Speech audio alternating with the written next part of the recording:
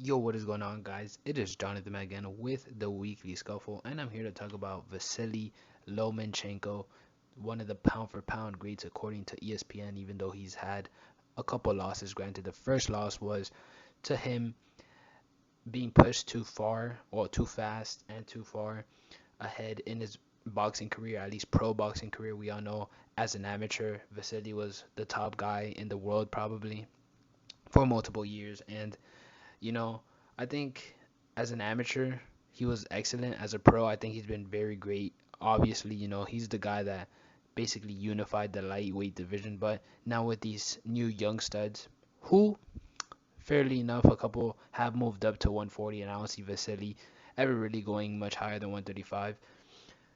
It's very interesting at this point. We all see the Devin Haney, his rematch with George Kambosos has been confirmed. So clearly that's the next option, and that's what ESPN wants. They want a pay-per-view Vasily Lomachenko versus Devin Haney. We all got to remember Devin Haney. The reason he got promoted to his original WC belt was because Vasily didn't want to fight him. That's quite honestly it. He said, "I don't want to fight him.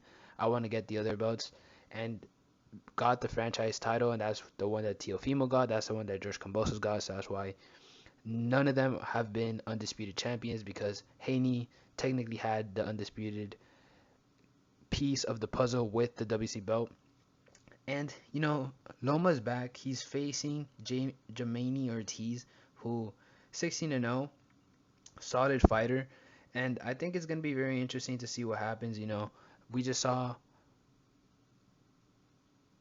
Usyk beat AJ, and I think we're gonna see not something similar. I think Loma probably wants to make a statement with this fight. I wouldn't be surprised if it's a stoppage, but at the same time, Ortiz is a solid up and coming fighter in the lightweight division. 16-0, he doesn't get there being trash, but he's also a prospect. So it's kind of a bit of an unknown. We'll have to see how this plays out, but I think Loma is to the point where his skill set is highly unmatched. That Ukrainian style is very interesting with the angles, and especially with him being a southpaw.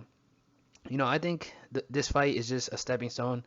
I don't want to count out Ortiz at all, but him and Devin Haney is where this fight lies. But with that being said, we'll see how all this plays out and see you next time. Peace.